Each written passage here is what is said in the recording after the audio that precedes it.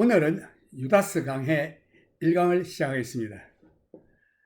유다서 1장 1절에서 4절 말씀을 가지고 제목을 거짓 선지자라는 제목으로 말씀드리고자 합니다. 유다서 한 장인데 1장 1절을 보면은 예수 그리스도의 종이요 야고보의 형제인 유다는, 이 야고보는 유다와 형제인데 예수님과 형제 사이입니다. 이복 형제가 아니고 이복이라고 하는 것은 배가 다른 형제, 엄마가 다르다 이거죠. 그러나 예수님 경우는 한 여자 마리아를 통해서 성령으로 잉태하셔서 예수님이 태어나신 다음에, 그 다음에 마리아가 그 남편인 요셉과 결합하여 낳은 아이들이 남자가 넷이나 되고, 그 시스터, 그 누이들도 있었습니다. 그래서 여기에 예수 그리스도의 종이요 야고보의 형제인 유다는 부르심을 입은 자 곧 하나님 아버지 안에서 사랑을 얻고 예수 그리스도를 위하여 지키심을 입은 자들에게 편지하노라. 예수님의 그 인간적인 가족 관계도 여기서 우리가 엿볼 수 있습니다. 예수 그리스도의 종, 이 종이라는 말이 헬라어로 둘로스라고 하는데, 그 영어로 말하면 bond slave, 이 값주고 산종이다 이런 뜻입니다. 예수 그리스도께서 값주고 산 종이라는 뜻인데, 여기서 야고보의 형제라는 말을 첨가하여 자신의 정체를 밝힌 것이 참 흥미스럽습니다. 그가 말한 것이 마태복음 13장에서도 나오는데, 그 사건을 보면은 예수께서 많은 무리들이 따르는 것을 보고 그들이 예수를 배척하는 자들도 있었습니다. 그래서 그들이 말하기를, 마태복음 보면은 고향으로 돌아가서 저희 해당에서 가르치시니 저희가 놀라 가로되 이 사람이 지혜와 이런 능력이 어디서 났느냐? 이는 목소의 아들이 아니냐? 그 모친은 마리아, 그 형제들은 야고보, 요셉, 시몬, 유다라 하지 않느냐? 그 예수님이 성령으로 동정녀 마리아에게서 태어난 다음에, 그 다음에 그 마리아가 자기 남편인 요셉과 결합하여 낳은 아들이 여기 이름이 기록되어 있습니다. 야고보, 요셉, 시몬, 유다. 그리고 그 누이들은 다 우리와 함께 있지 아니하냐. 여기 누이들이라고 한 거 보니까 복수인데 아마 적어도 둘 이상은 낳은 것 같아요. 그 어떤 분들은 어떤 기록에는 둘을 낳았다고 하는데, 하여튼 누이들도 우리와 함께 있지 않느냐. 그런즉 이 사람의 모든 것이 어디서 났느냐 하고 예수를 배척한지라. 예수께서 저에게 말씀하시되 선지자가 자기 고향과 자기 집 외에서는 존경을 받지 않음이 없느니라 하시고, 저의 믿지 않음을 인하여 거기서 많은 능력을 행치 아니하시니라. 여기서 예수님의 동생인 야고보와 유다의 이름이 명시되고 있음을 볼 수 있는데, 마가복음에도 보면은 유다와 야고보가 예수의 형제로서 명시되어 있음을 볼 수 있습니다. 마가복음 6장 3절에서 보면은 이 사람이 마리아의 아들 목수가 아니냐? 야고보와 요셉과 유다와 시몬의 형제가 아니냐? 그 너희들이 우리와 함께 있지 아니하냐? 하고 예수를 배척한지라. 같이 어릴 때부터 자라났으니까 예수님을 아주 우습게 봤습니다. 아마 같은 형제로 보고 아마 우리가 자라듯이 그렇게 자랐겠죠. 그 예수님이 하나님의 아들이시오, 메시아시오, 우리의 구주라는 것을 몰랐습니다. 이 사람들 믿지도 않았습니다. 예수께서 저에게 이르시되 선지자가 자기 고향과 자기 친척과 자기 집 외에서는 존경을 받지 않음이 없느니라 하시며, 거기서는 아무 권능도 행하실 수 없어 다만 소수의 병인에게 안수하여 고치실 뿐이었고 저의 믿지 않음을 이상히 여기셨더라. 이 캐톨릭 교회에서 마리아를 평생 동정녀로 여기고 있는 교리는 잘못된 것입니다. 캐톨릭 신자들이 물어보면은 마리아는 애를 많이 낳았다 그러면 안 믿어요. 그래서 그를 아주 동정녀로 여기고 있는 그 교리 평생 아이를 낳지 않고 예수님만 낳았다. 뭐 이런 식으로 가르치는데 이것은 성경적이 아닙니다. 성경이 그렇게 말하고 있지 않습니다. 이 초대교회 초기에 실제로 예수님의 형제들은 예수를 믿지 않았습니다. 그래서 예수님께서 친히 말씀하시기를 마태복음 여기 다시 나오는데 13장 54절에 보면은 고향으로 돌아가서 저희 회당에서 가르치시니 저희가 놀라 가로되 이 사람의 지혜와 이런 능력이 어디서 났느냐? 이는 목수의 아들이 아니냐? 그 모치는 마리아, 그 형제들은 야고보, 요셉, 시몬, 유다. 오늘 유다서를 공부하는데 유다라 하지 않느냐? 그 너희들은 다 우리와 함께 있지 아니하냐? 그런즉 이 사람의 이 모든 것이 어디서 났느냐?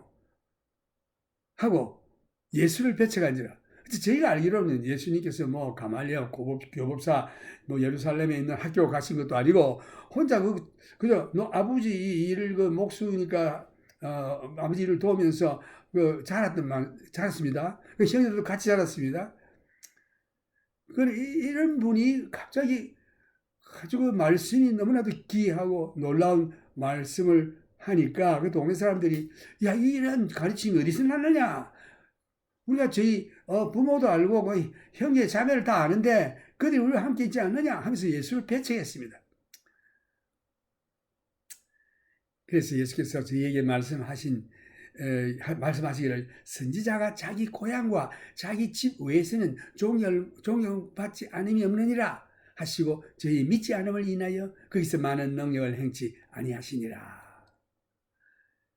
이 마리아는 동정녀 처녀 때에 성령으로 잉태하여 예수님을 낳은 이후에 요셉과 동침하여 아들 넷, 야고보, 요셉, 유다, 시몬 네 아들을 낳고 그 외에도 그의 누이들이란 말을 한 것 보니까 딸들을 둘 이상은 낳은 것 같습니다.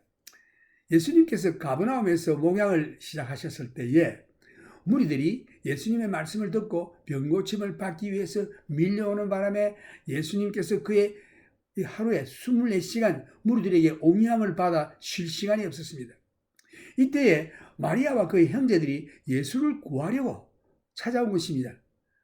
그들이 생각하기를 예수가 무슨 말을 하여 많은 사람들이 그에게로 좀 몰려들었다고 생각했기 때문입니다. 그래서 이 예수를 구해야 되겠다. 그 형제와 마리아가 찾아왔습니다.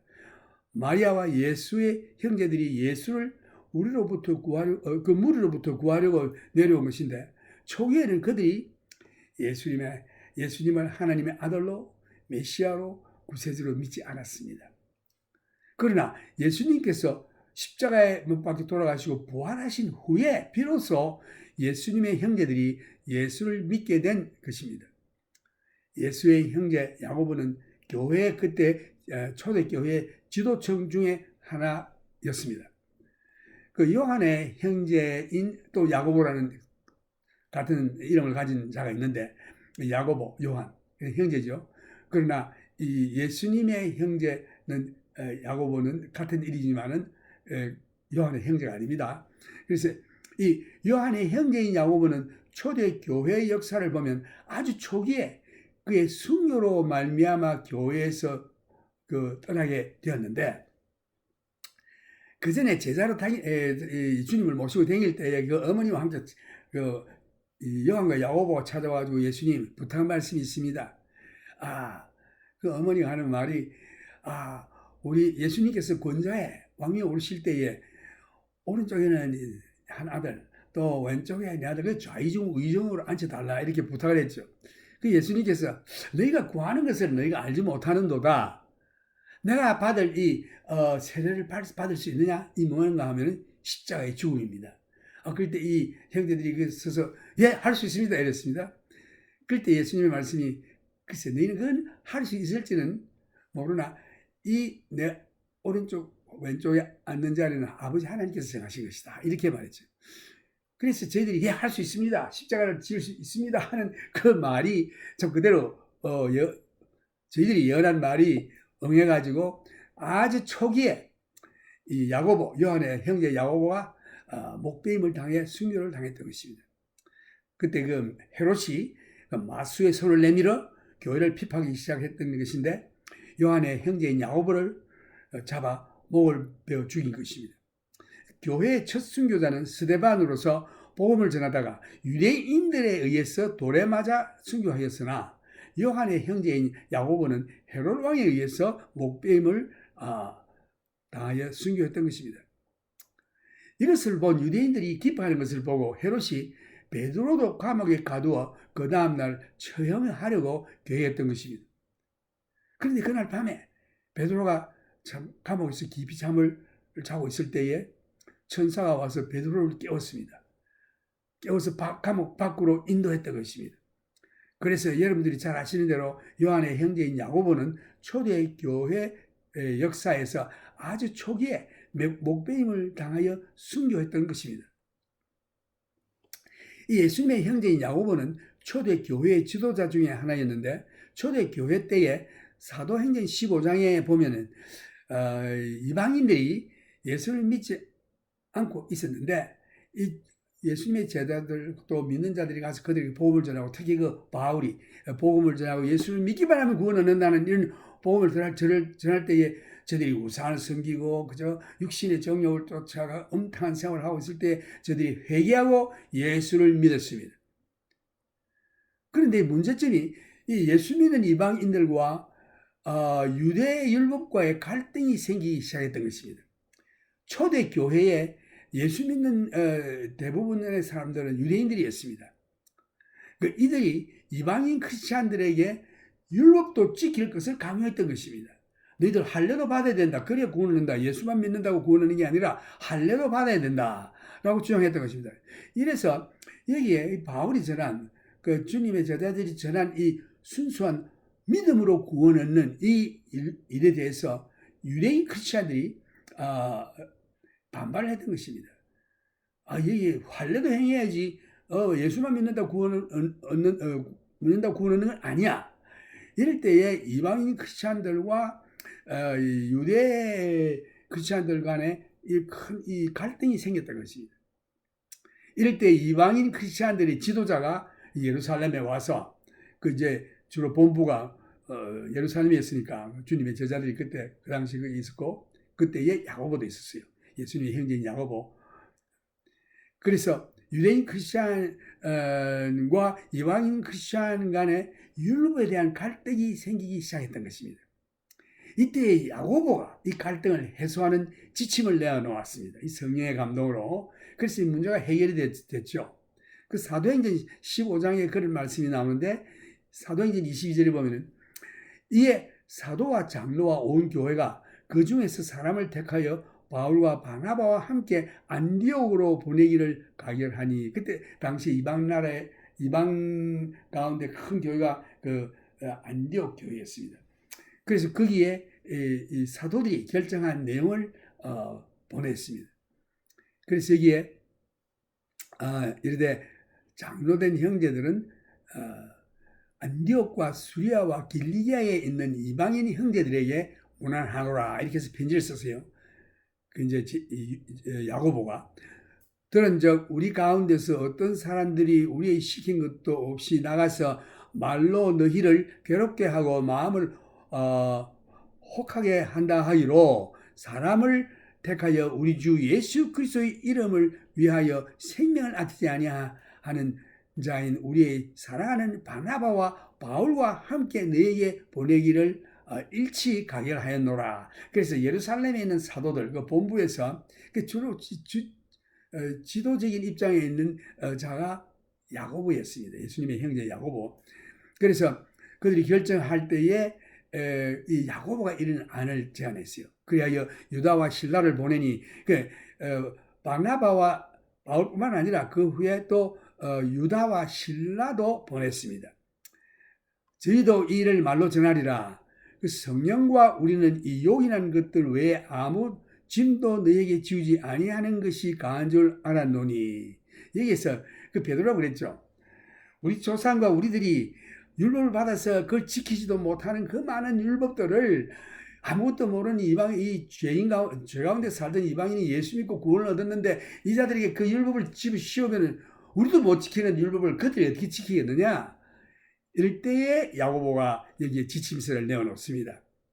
그래서 성령과 우리는 이 용인한 것들 외에 아무 짐도 너희에게 지우지 아니한 것이 가한 줄 알았노니 우상의 제물과 피와 목매어 죽인 것과 음행을 멀리 할지니라. 이 딱 세 가지예요. 우상 제물 먹지 말고, 그 다음에 이 짐승을 이렇게 고기를 먹을 때 피채 먹지 마라. 그리고 피를 다 흘린 다음에 뺀 다음에 먹고, 그 짐승을 목매어 죽인 것을 먹지 마라. 그래서 우상의 제물과 피와 목매어 죽인 것과 음행을 멀리 할지니라. 그 음행, 음란한 일, 이걸 먼저 멀리하라. 그 우상 제물, 피채 먹지 말라, 목매어 죽인 것을 먹지 말라, 음행을 멀리 할지니라. 이 세 가지예요. 이에 스스로 상가면 잘 되리라. 평안함을 원하노라 하였더라. 저희가 작별하고 안디옥에 내려가 무리를 모은 후에 그냥 안디옥에 가서 이제 안디옥 교회 성도들 다 모아놓고 편지를 전했습니다. 읽고, 이야, 이거 정말 너무 간단하구나. 이건 우리 할 수 있어. 이렇게 이방 크리스찬들이 읽었죠. 유대인 크리스찬들은 뭐 할례를 받아라, 뭐 유월절을 지키라, 뭐 절기 다 지키고 막 너무 복잡합니다. 이 사람들 생판 듣지도 못한 일들을 하러 가니 이거 예수만 믿으면 구원 얻는다고 하는데 구원은 죄 용서하고 구원 얻어 기쁨이 충만한데 여기 와서 율법을 들이다 씌우니까 이방인 크리스찬들이 아주 고민이 많았어요. 그런데 여기에 사도리 성령으로 통하여 야고보를 통해서 감화받은 이 지침서, 우상 제물 먹지 말고, 그 다음에 피채 먹지 말고, 목매어 죽인 동물을 먹지 말고, 그 다음에 이 음란, 이 간음, 이런 것들을 음행을 멀리하라.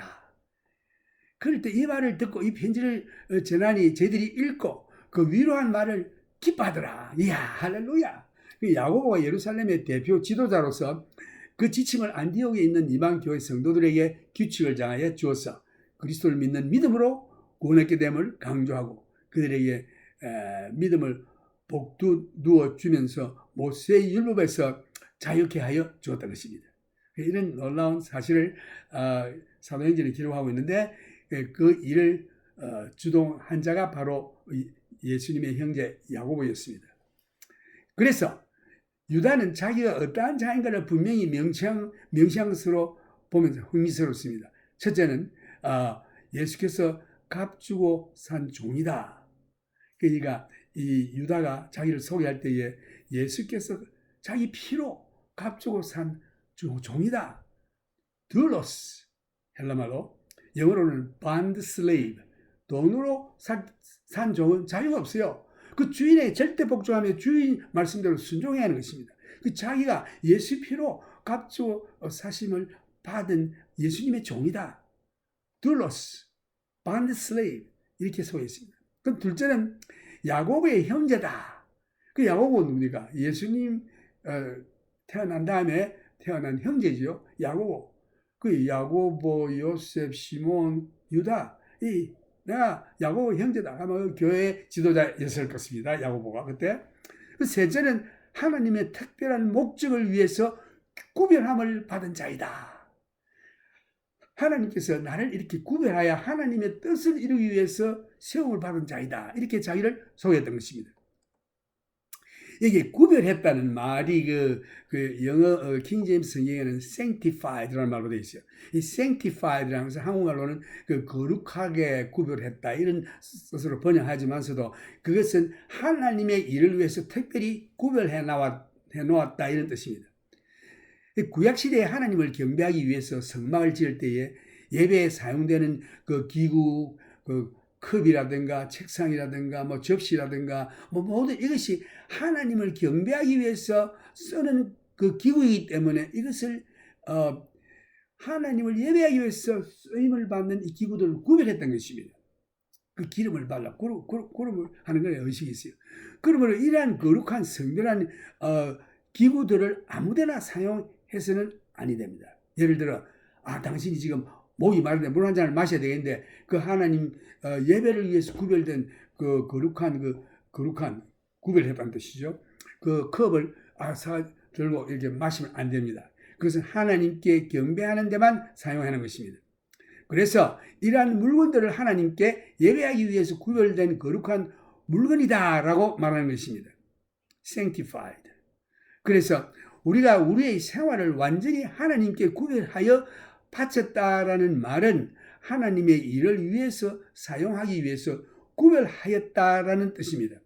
그래서 당신을 위해서 당신의 몸을 사용하는 것이 아니라 하나님을 위해서 사용함으로 구별하였다. 이것을 이 영어 킹 제임스에서는 sanctified라고 말하고 있습니다. 그래서 예수 그리스도의 종이요 야고보의 형제인 유다는 부르심을 입은 자 곧 하나님 아버지 안에서 사랑을 얻고 예수 그리스도를 위하여 지키심을 입은 자들에게 편지하노라. 그래서 이제 자기 소개를 하고 이제 하나님 아버지 안에서 사랑을 얻고 예수 그리스도를 위하여 지키심을 입은 자들, 이거 누굽니까? 성도들이죠. 편지하는데 여기 보면 그들에게 하는 인사가 긍휼과 평강과 사랑이 너에게 더욱 많을지어다. 그들의 하는 인사는 은혜입니다. 은혜와 평강. 그래서 이 긍휼이라는 말은 참 나타나는 현상이 은혜입니다. 그 은혜 배후에는 하나님의 긍휼이 있어요. 그 은혜는 뭡니까? 한 것 없이 우리가 무조건 받는 이게 은혜인데 하나님의 긍휼하심이 그 속에 있는 것입니다. 그래서 긍휼과 mercy, 평강과 peace and love. 그러니까 또 그들이 인사하는 것은 charis, 은혜, shalom, love. 그래서 긍휼과 평강과 사랑이 너에게 더욱 많을지어다. 이렇게 하고 사랑하는 자들아, 내가 우리의 일반으로 얻은 구원을 들어 너희에게 편지하려는 뜻이 간절하던 차에 성도에게 단번에 주신 믿음의 도를 위하여 힘써 싸우라는 편지로 너희를 권하여 할 필요를 느꼈노라. 그러니까 처음에 그 성도들이 문안을 하고 자기가 편지 쓰려고 했던 내용은 일반으로 얻은 구원에 대해서 구원을 들어 너희에게 편지하려는 뜻이 간절하던 차에, 그래서 일반적으로 예수 믿고 구원 얻는 하나님의 크신 은혜, 긍휼하심으로 얻은 그 크신 은혜, 그 사랑, 이것에 감사하면서 너희들에게 깨달으라고 이 편지를 이렇게 일반적인 구원에 대해서 쓰려고 했는데, 그런데 마음이 약간 변했어요. 그걸 쓰지만서도 그보다 더 성령의 감화 감동이 유다에게 임해서 믿음의 도를 위하여 힘써 싸우라는 편지로 너희를 권하여 할 필요를 느꼈노니. 그래서 구원에 대해서 쓰려고 했는데 믿음의 도를 위하여 힘써 싸우라는 편지로 너희를 권하여 할 필요성을 느꼈다. 왜냐? 그때 당시에 구원 얻은 성도들에게 참 그 은혜를 축복하며 그걸 깨달으라고 하는 편지를 쓰려고 그러다가 성령의 감동으로 믿음의 도를 위하여 힘써 싸우라는 말이 나옵니다. 그 왜 그런가? 그때 거짓 선지자들이 그때 당시에 초대교회부터 들어왔어요.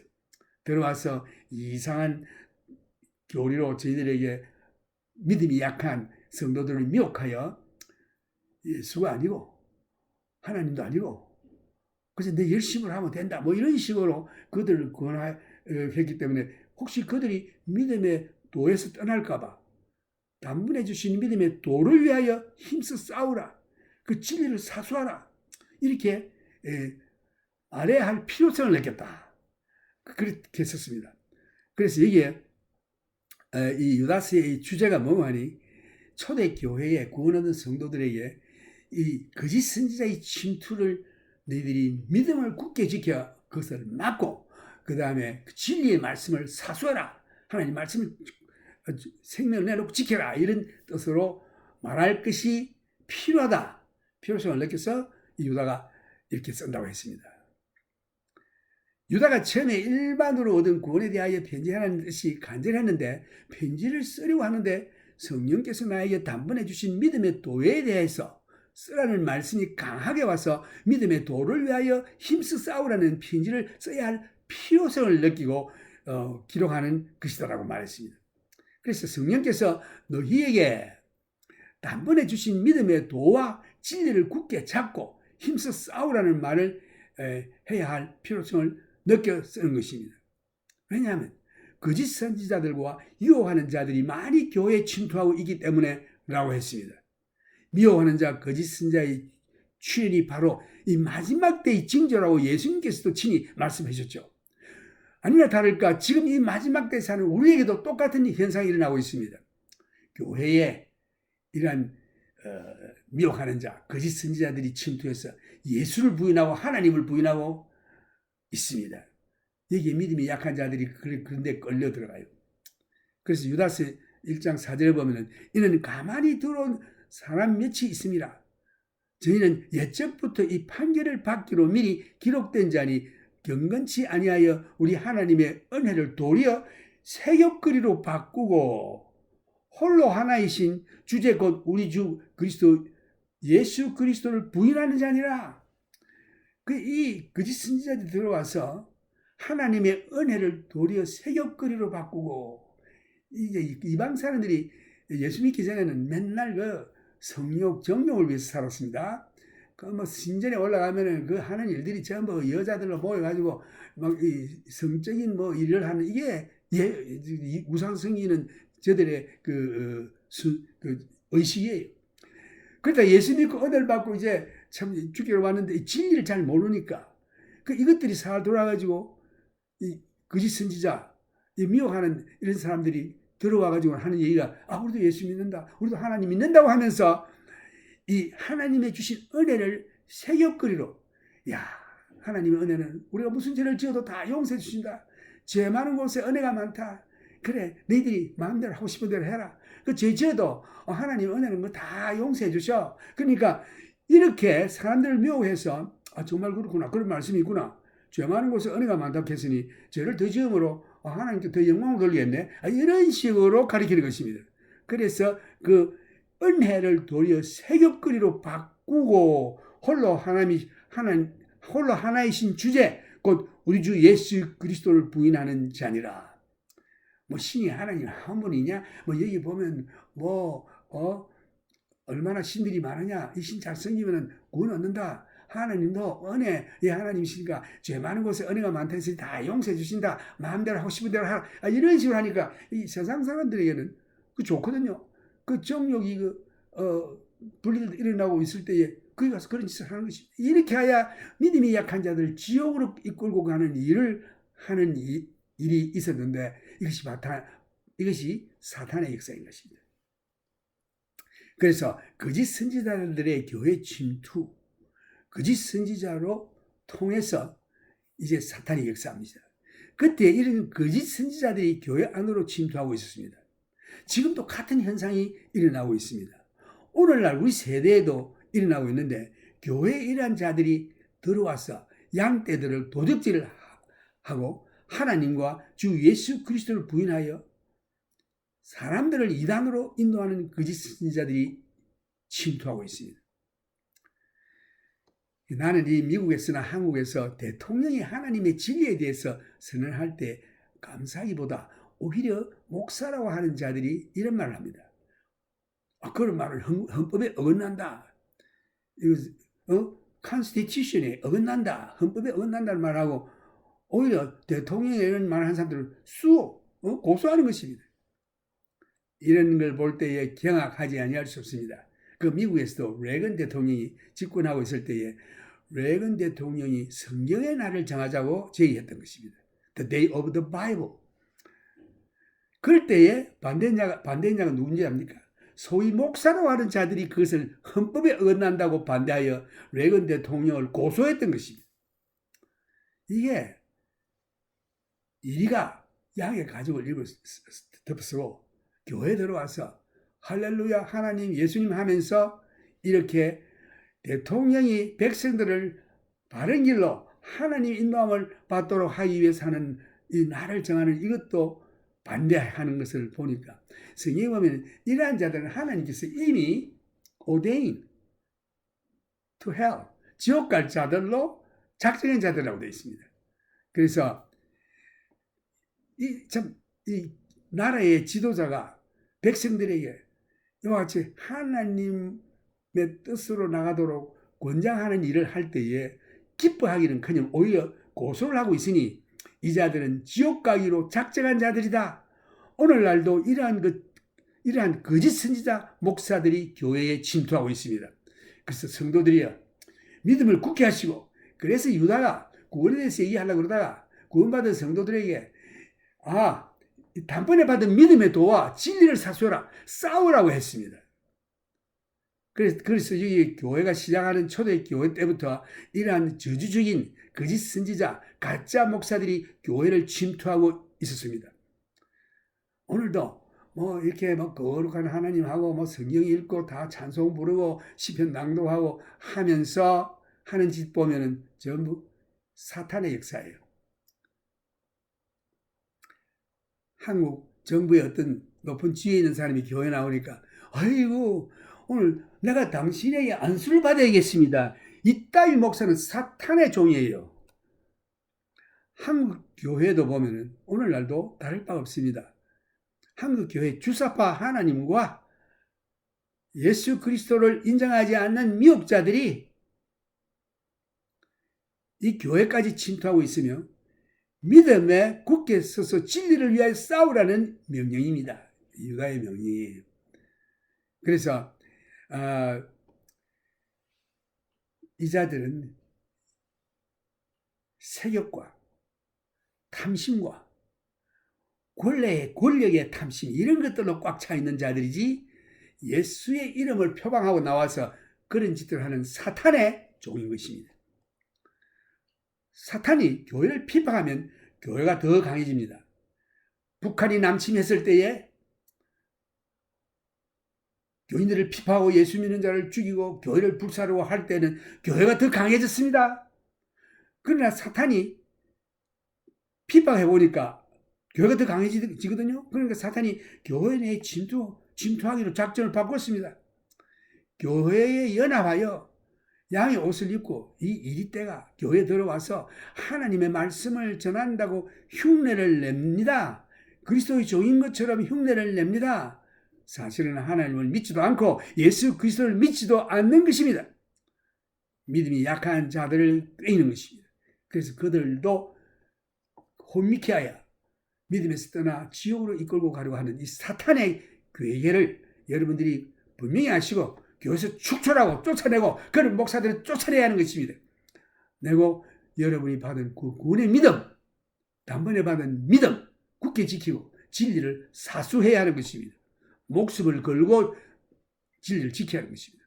그래야 교회 내에서 부패가 시작되는 것입니다. 이런 자들로 인해서 믿음이 약하고 진리를 잘 알지 못하는 자들을 꿰이는 것입니다. 그래서 유다서 1장 4절에 보면 이는 가만히 들어온 사람 몇이 있습니다. 저희는 옛적부터 이 판결을 받기로 미리 기록된 자니 이 판결이 뭡니까? 지옥행입니다. 지옥 자식들이에요. 경건치 아니하다는 말씀은 ungodly, 하나님 뜻대로 안 한다는 뜻입니다. 우리 하나님의 은혜를 도리어 세격거리로 바꾸고 홀로 하나이신 주제 곧 우리 주 예수 그리스도를 부인하는 자 아니라 이 하나님의 은혜로 말미암아 믿음으로 구원을 얻었으니 이렇게 나오죠. 에베소 2장 8절 보거든. 근데 이 은혜를 세격거리로 바꿨다. 하나님의 은혜는 모든 죄를 용서해 주십니다. 그러므로 우리 죄인이 회개하고 죽게 나오면은 하나님이 용서해 주십니다.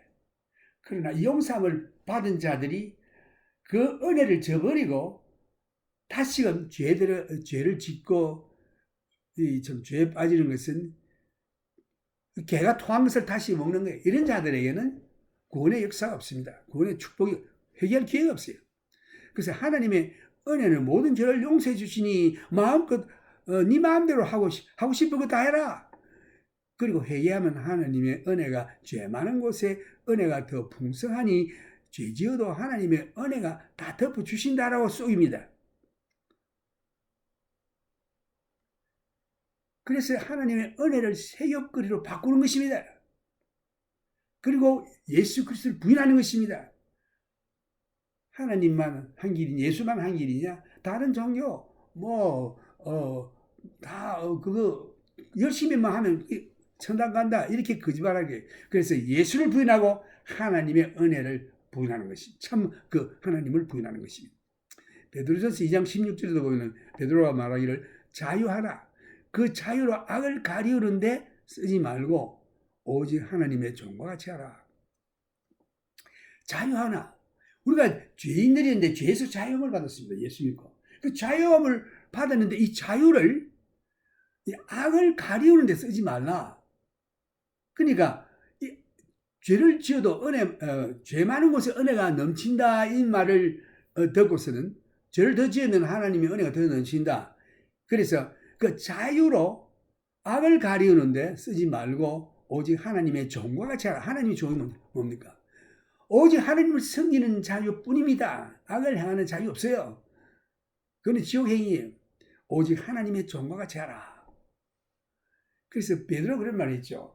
바울의 한 그 심오한 말을 잘못 해석하여 사사로이 해석하여 잘못된 길로 가지 않도록 해라 이런 말씀이죠. 그 바울이 죄 많은 곳에 은혜가 많다 이 말은 우리가 죄를 옛날에 아무리 많이 지어도 하나님께서 불쌍히 여기서 구원을 얻게 하시려고 여러 가지 방법으로 인도해서 예수를 믿었습니다. 믿고 나서 그 다음에 그 은혜에 감사해서 주님 뜻대로 살아야지. 하나님의 종으로 살아야지. 그 죄에서 자유함을 얻은 자유를 가지고 다시 죄 짓는 자리에 쓴다고 하는 것은 이것은 회개의 길이 없습니다. 히브리서도 그런 말씀이 있죠. 하나님의 신령한 은혜를 한번 맛보고 다시금 그 죄에 빠지는 자는 회개할 기회가 없다고 되어 있어요. 그것은 어떻게 예수님을 다시 십자가에 못 박는 일을 했기 때문에 회개의 기회가 없다. 그래서 예수 믿는 자들이요.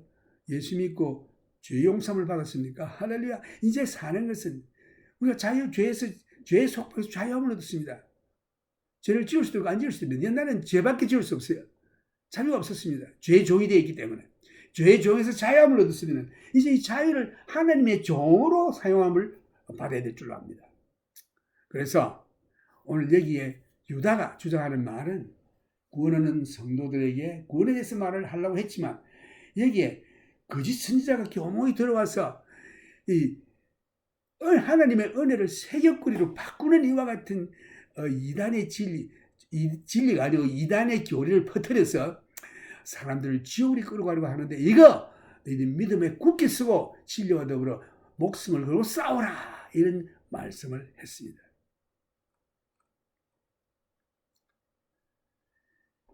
그리고 이 베드로 후서에도 보면 그러나 민간에 또한 거짓 선지자들이 일어섰나니 이와 같이 너희 중에도 거짓 선생들이 있으리라. 저희는 멸망케 할 이단을 가만히 끌어들여 자기들 사신 주를 부인하고 임박한 멸망을 스스로 취하는 자들이라. 여럿이 저희 호세가 하는 것을 쫓으려니 여기 보면은 이들이 하는 일이 호세입니다. 이 간음, 음란 이로 인하여 진리의 도가 회방을 받을 것이요 저희가 탐심을 인하여 지은 말을 가지고 너희로 일을 삼으니 이게 물욕, 권력욕, 명예욕, 이 탐심입니다. 이 우상이에요. 이런 일들을 그 교회 나오는 성도들을 빈미로 삼아 누린다는 것입니다. 그래서 여기에 저희가 탐심을 인하여 저희가 탐심을 인하여 지은 말을 가지고 너희로 일을 삼으니 너희를 이용해서 저들이 그걸 누린다는 뜻이죠. 그래서 그에 빠져간 너희 불쌍한 믿음이 약한 자여 정신 차리라 이런 뜻이죠. 저희 심판은 여적부터 지체하지 아니하며 저희 멸망은 자지 아니하느니라. 이 사람들은요 멸망받기로 아주 예정이라보다도 하나 그 오대인이라는 말이 나와요. 예정된 자들이 지옥가獄한 자들이 들어와서 이렇게 하고 있는 것입니다. 하나님이 범죄한 천사들을 용서치 아니하시고 지옥에 던져 어두운 구덩이에 두어 심판 때까지 지키게 하셨으며 옛 세상을 용서치 아니하시고 오직 의를 전파하는 노아와 그 7 식구를 보존하시고 경건치 아니한 자들의 세상에 홍수를 내리셨으며 소돔과 고모라 성을 멸망하기로 정하여 제가 되게 하사 후세에 경건치 아니할 자들에게 본을 삼으셨으며 무법한 자의 엄란한 행실을 인하여 고통하는 의로운 롯을 건지셨으니 이 의인이 저희 중에 그하여 날마다 불법한 행실을 보고 들음으로 그 의로운 심령을 상하니라.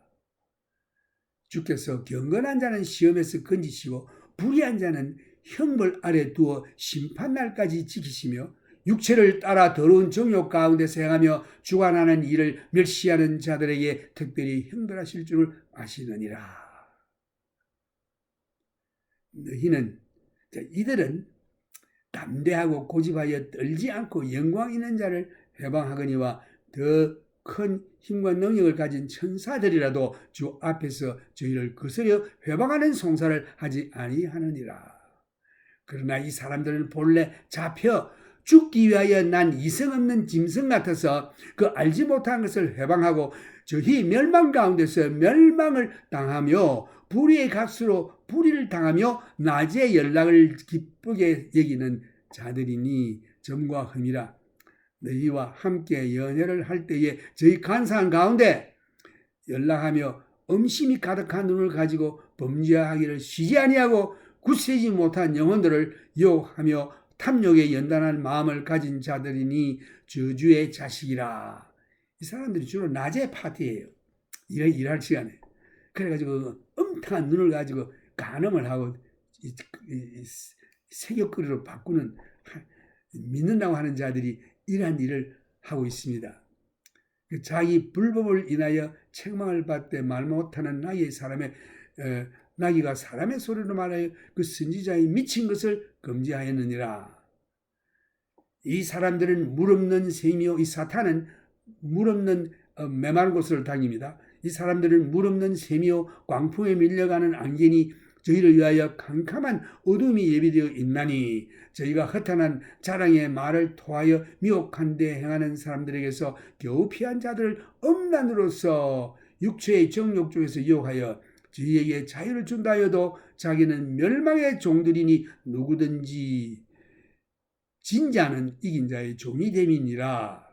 만일 저희가 우리 주 대신 구주 예수 그리스도를 알므로 세상의 더러움을 피한 후에 다시 그 중에 얽매이고 지면 그 나중 형편이 처음보다 더 심하리니 의의 도를 안 후에 받은 거룩한 명령을 저버리는 것보다 알지 못하는 것이 도리어 저희에게 나으리라. 참 속담에 이르기를 개가 토하였던 것에 돌아가고 돼지가 씻었다가 더러운 구덩이에 도로 누웠다 하는 말이 저에게도 응하였도다. 이 말씀은 이 베드로가 믿는 자에게 얘기하는 거예요. 교회 나오는 자들에게. 죄 용서 안 받고 자용을 얻었는데 그 다음에 어디서 빠지는 거 아니에요? 정욕, 세욕, 그 음탕, 이 더러운 정욕 중에서 유혹을 받습니다. 육체의 정욕. 그래서 예수를 부인하고 하나님을 부인하고 말을 안 하지만 하는 행동에 예수 부인 하나님 부인이에요. 그래서 옛날에 하던 그 일, 개가 토한 것을 다시금 주워 먹는 이와 같은 일이 있겠다.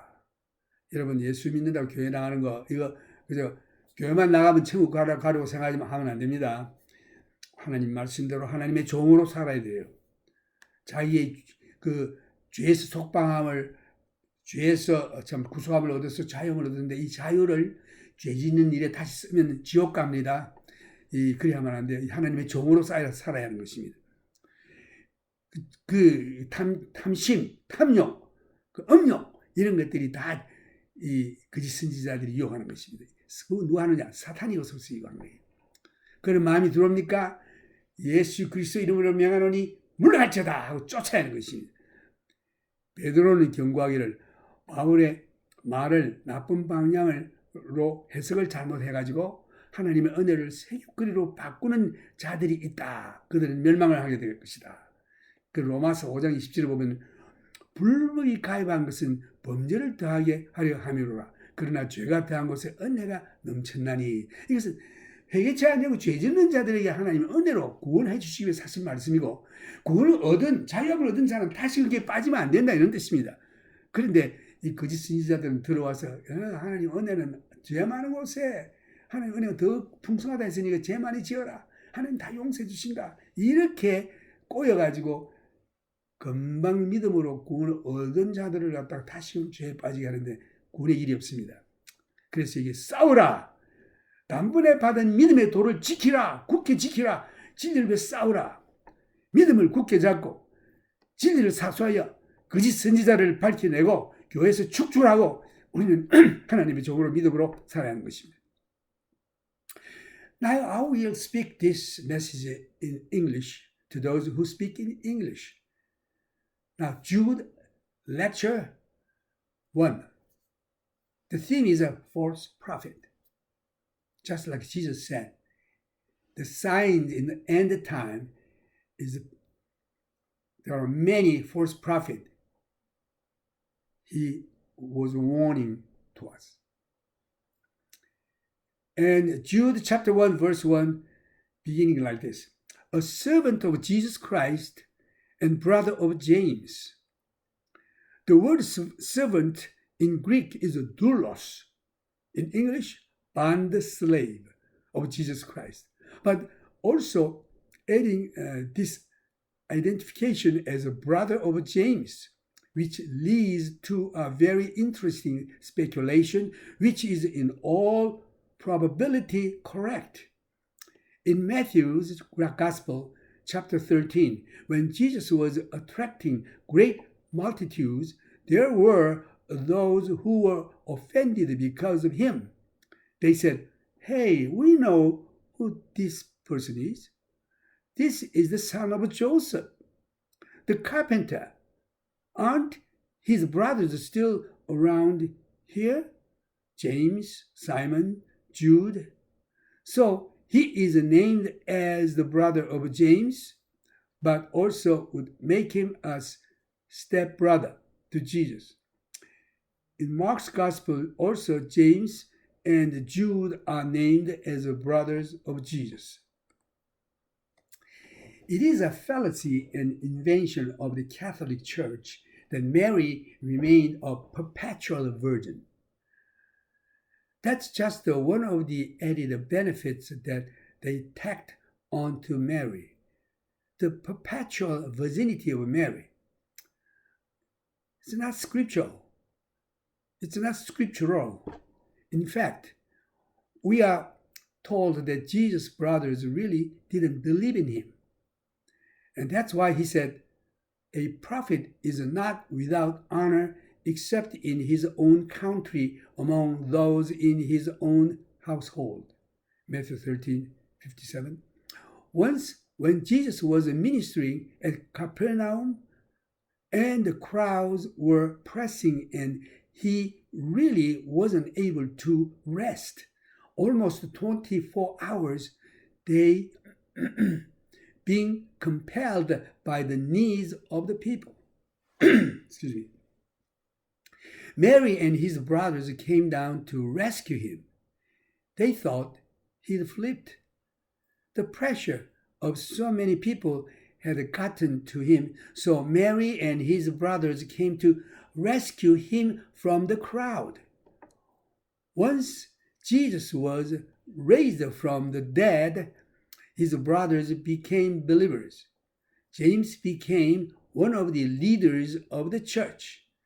James, the brother of John, exited from the church very early in its history. He was one of the church. After Stephen, he was the next martyr. Herod stretched forth his hand against the church, and he had James beheaded. When he saw that, it pleased the Jews. He had Peter put in prison, intending to bring him forth the next day and execute him. But that night, as Peter was asleep, the angel came and woke him up and let him out of the prison. You know the story. So James, the brother of John, was beheaded very early in church history. The other James became one of the leaders of the early church and one of the spokesmen. When in the 15th chapter of the book of Acts, the question came up as far as the Gentiles' relationship to the law. The Gentile leaders in Christ, their relationship to the law, it was James who made the final proclamation that was accepted by the church and sent to the Gentile church in Antioch, encouraging them in their faith in Christ and freeing them from the responsibility of obedience to the Mosaic law. So the identity then of a Jew becomes very interesting. A servant, the bond slave of Jesus Christ, but a brother of James. He is writing to those who are first of all sanctified by God. The word sanctified means to be set apart for exclusive purposes. Now, when in Old Testament they built the tabernacle to worship God, they built instruments that were to be used in the worship. The cup, the tables, and the plates, and so forth. And they sanctified them. That is, they set them apart to be used exclusively in the worship of God. And therefore, were not to be used just in an ordinary sense. In other words, if you were thirsty, you want to grab one of these cups and get yourself a drink out of it. They were set aside for the worship of God. It was to be used exclusively in the worship of God, so they were said to be sanctified unto God. So, when we commit our life completely unto God, sanctified, what it means is that your life has been set apart for God's use, and you are really not to use it for your own purposes. So, those who have been sanctified by God the Father and preserved in Jesus Christ, or kept in Jesus Christ, and called. A typical greeting, mercy unto you, peace and love be multiplied. So rather than grace, mercy, and peace and love. Now, he said, beloved, when I gave all diligence to write unto you of the common salvation, it was needful for you to write unto you and to exhort you that you should earnestly contend for the faith which was once delivered unto the saints. Jude chapter 1, verse 1 through 3. Now, his original intention in writing to them was just to write to them concerning the common salvation that they had. But as he sat down to write to them about the common salvation, that which was upon his heart, the Holy Spirit changed his subject, and the Holy Spirit pressed upon him to write to them, encouraging them to earnestly contend for the faith and was delivered to them. So, there's an interesting thing where the Holy Spirit superseded that which Jude was intending to write. The subject upon which he was intending to write, the Holy Spirit superseded, and he writes to them concerning the necessity of holding on to the faith and to the truth that they had received. For again, the deceivers and the false prophet were a problem to the church. So it was needful, or it was impressed upon me to write unto you and to exhort you that you should earnestly contend for the faith which was once delivered unto the saints. For there are certain men who have crept in unaware, who were before of old ordained to this condemnation, ungodly men, turning the grace of our God into lasciviousness and denying the only Lord God and our Lord Jesus Christ. Jude 1:4. So into the church had come these men. Now the same thing is true today. There are men in the church, garbed in the robes of ministry, who deny our Lord God and the Lord Jesus Christ. I'm appalled at what some called reverends have to say about the issues of the day or about the spiritual matters. I'm appalled when ministers sue President Reagan for declaring the year of the Bible, saying that that's the unconstitutional. He has no right to do so.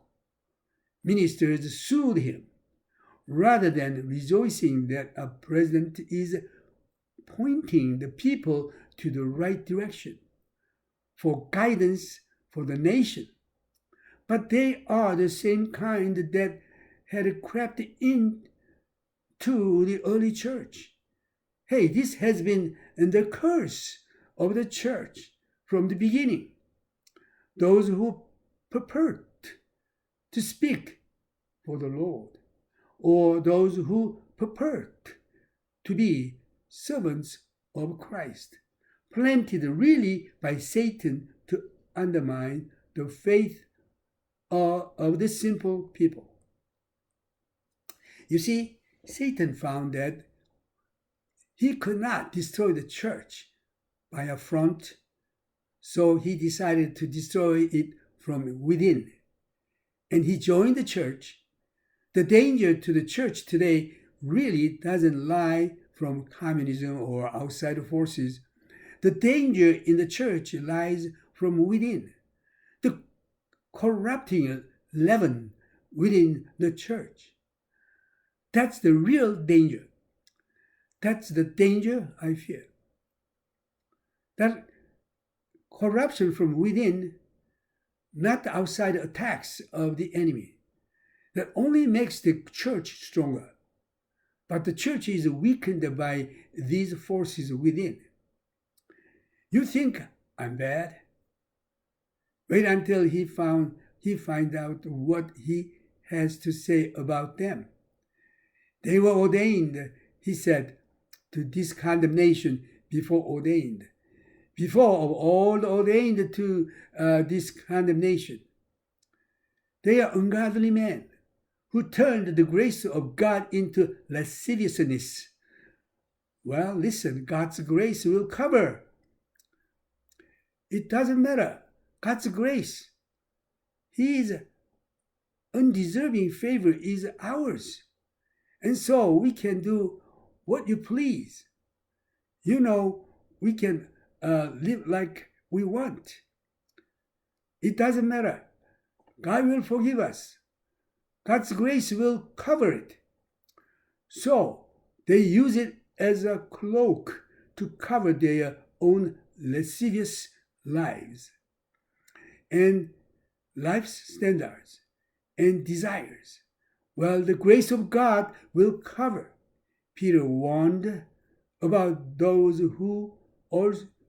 also who had twisted the words of Paul. Unstable, unlearned persons wrestling the scriptures to their own destruction, turning the grace of our God into lasciviousness. Paul spoke about them in Romans. He said, where grace or where sin abounds, grace does much more abound, or grace overflows. What shall we say then? Shall we sin freely that grace may overflow? God forbid. He talked about those who were in the church who were saying, hey, my rotten lifestyle is only proving God's grace and love. I'm just a good example to people to how God can love such rotten persons. So it's bringing glory to God. My evil, vicious living bring glory to God because people say, look, God forgives and God loves even a person like that. They were saying, now how can God condemn me when my life is really bringing glory to him? Paul said, whose damnation is just? They denied the only God, our Lord and our Lord Jesus Christ. I will therefore put you in remembrance the thought. You once knew this. This is Jude 1:5. We will talk about this next time. God bless you. We have to fight against the evil power, satanic device, in order to keep our faith and the truth. God bless you. This is a time for praising God, our Heavenly Father. 찬송은 귀하신 주여 날 붙드사. 한국 찬송 490장입니다.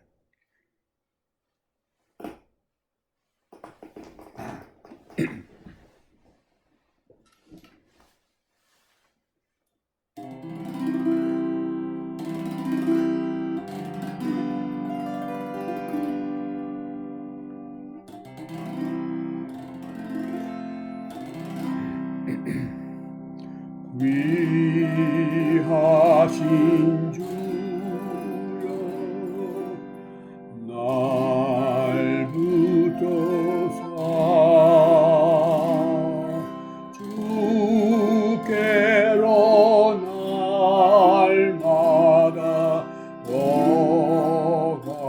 가까이 저 하늘 나라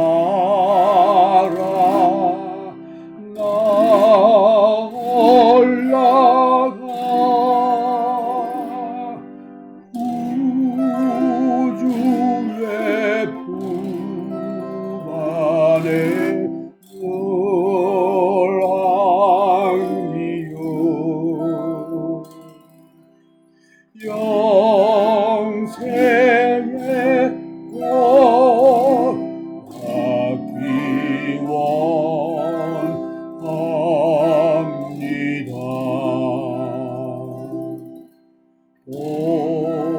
동헌할 물은 나 없어도 날마다 주께로 더 가까이 내 죄를 주께 각오하고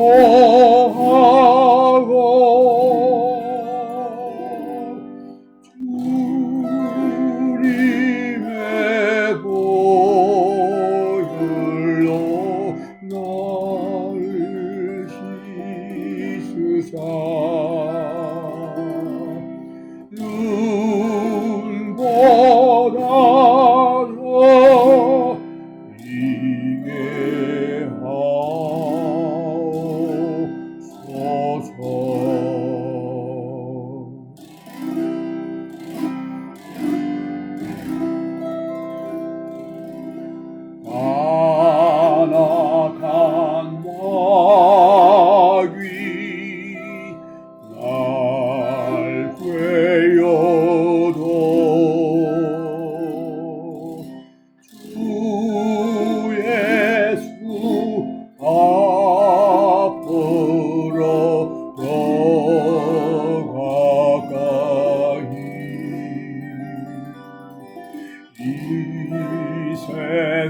상속한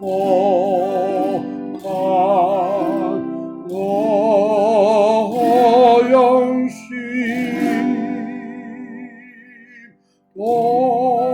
도주한 생각을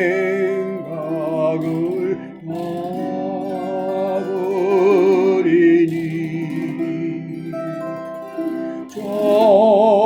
정결한 마음 내게는 주소서. 이 세상 내가 살 동안에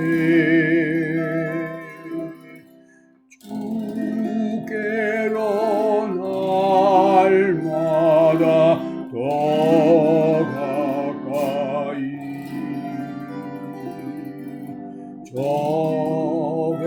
저배는 천국 나더러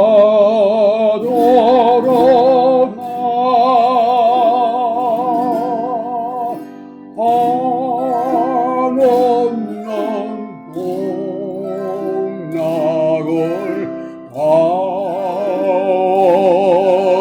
받도록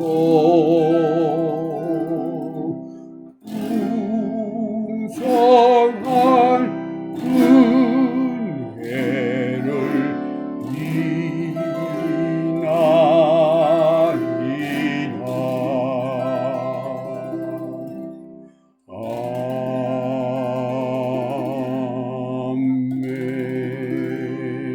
아멘.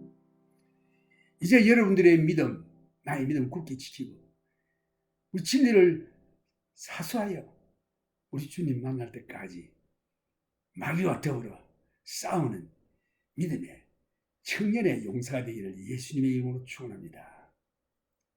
May the grace of our Lord Jesus Christ and the love of our heavenly Abba Father and the communion of the Holy Spirit be with you all. God bless you.